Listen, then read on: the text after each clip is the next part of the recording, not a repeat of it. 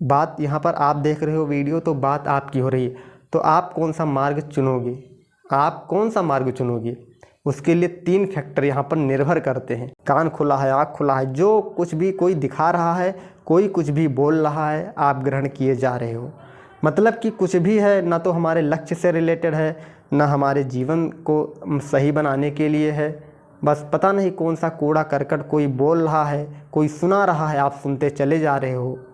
तो जीवन क्या बनेगा हमें नहीं पता। जीवन का हमारे कल्याण होगा क्या होगा कुछ नहीं पता है। कहने का हमारे मतलब क्या है, जो अंदर डालोगे ना अभी से, कूड़ा डालोगे तो कूड़ा ही तो बाहर आएगा, ज्ञान डालोगे तो ज्ञान बाहर आएगा, अमृत भरोगे मटके में तो अमृत निकलेगा। तो क्या डाल रहे हो? अरे वो चीज़ डालो जिससे हमारे जीवन का कल्याण हो। कल्याण के लिए तो हर कोई दौड़ा है, तो कल्याण की सोचो कि यहाँ भी कल्याण हो जाए और वहाँ भी कल्याण हो। हम ऐसे कर्म में लग जाएं, ऐसे सत्कर्म में लग जाएं कि लोक परलोक हमारा दोनों सुधर जाए। लेकिन हम भटके हुए हैं, भ्रमित हैं, भ्रम में जी रहे हैं। हमारे आचार व्यवहार, हमारे संस्कार की कोई बात करे या ना करे, पर इतना ज़रूर जानना कि जो संस्कार है, संस्कार से बड़ी आज तक ना तो कोई वसीयत हुई है ना हो सकती है। जिस व्यक्ति में संस्कार नहीं है, किसी काम का नहीं है, ये बात सत्य है। 6-7 महीने पूर्व मैंने एक पत्र में लिखा था, मैं खाली जब शायद बैठा रहे होऊंगा तो मैंने उस समय लिखा था एक पर्चा में। बहुत अच्छी बात लिखी थी, उसको मैं आपको शेयर करूंगा। वो पर्चा मिल गया, हमारे हाथ में है, तो मैं उसकी कुछ बातें, मतलब सुनने में तो वो हेडिंग उसकी सुनने में बहुत आसान लगती है, लेकिन बात है ना, बहुत नॉलेजेबल बात है। क्या बात है? देखो, हमारे जो आचार है, जो हमारे व्यवहार है, देखो हर व्यक्ति का धर्म सभी लोग जानते हैं, पर परम धर्म, हमारा आपका परम धर्म क्या है? बड़ी बड़ी बात छोड़ो, हमारा आपका परम धर्म क्या होना चाहिए? हमारा आचार और व्यवहार ही परम धर्म है हमारा। सबसे जो मेन वर्ड में भी मेन वर्ड है उस पर्चा में जो लिखा है, वह हमारा आत्मधर्म। सुनने में नॉर्मल है, आत्मधर्म क्या है, परंतु इस चीज़ के अंदर क्या है, इसको हम इस पर्ची के माध्यम से आपको बता रहे हैं।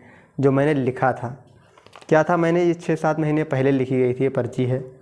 देखो, जो कोई भी मनुष्य है ना, उसका पहला व्यक्तिगत धर्म, पर्सनल धर्म क्या होता है, हम कह सकते हैं क्या होता है। और पर्सनल धर्म कुछ ना कुछ होता है, लेकिन सबसे ऊपर यही होता है। मैं क्या होता है बता रहा हूँ।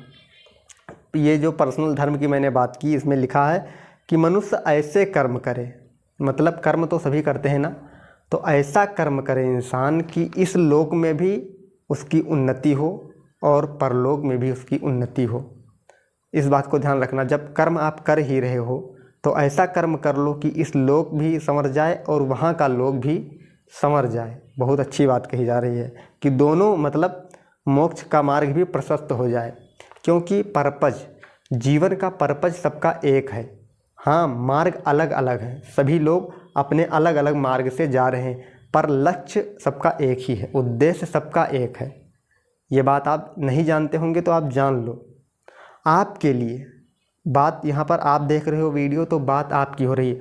तो आप कौन सा मार्ग चुनोगे, आप कौन सा मार्ग चुनोगे, उसके लिए 3 फैक्टर यहाँ पर निर्भर करते हैं। पहला, आपका इंटरेस्ट क्या है, इस सब में लिखा है पर्ची में, आपका इंटरेस्ट क्या है, पहली चीज़। दूसरी चीज़ कि आपका संस्कार क्या है, और तीसरा आपका स्वभाव। 3 फैक्टर निर्भर करते हैं कि आप कौन सा मार्ग चुनोगे। यही 3 फैक्टर निर्भर करते हैं कि गलत राह पर जाओगे कि सही राह पर जाओगे। कितनी इम्पोर्टेंट बात है, पर कोई जाने ना तब तो आप कहाँ पर जाओगे, 3 चीज़ यहाँ पर निर्भर करती है। तो ये बात, यही है हमारा आत्मधर्म। आत्मधर्म मतलब उन्नति, लोक परलोक दोनों जगह पर ऐसे कर्म के द्वारा ऐसा काम करें कि दोनों जगह पर हमारी उन्नति संभव हो सके। दूसरा, यहाँ पर जो हेडिंग लिखा था, कुल धर्म, ये भी सुनने में नॉर्मल लगता है। कुल धर्म क्या है, हमें जानने की क्या आवश्यकता है। कुल धर्म क्या है? देखो, जिस वंश में जो इंसान है ना, जिस वंश में उसका जन्म होता है, उसी को हम क्या कहते हैं, उसका कुल कहलाता है, कि इस कुल में वो पैदा हुआ है, जन्म लिया है।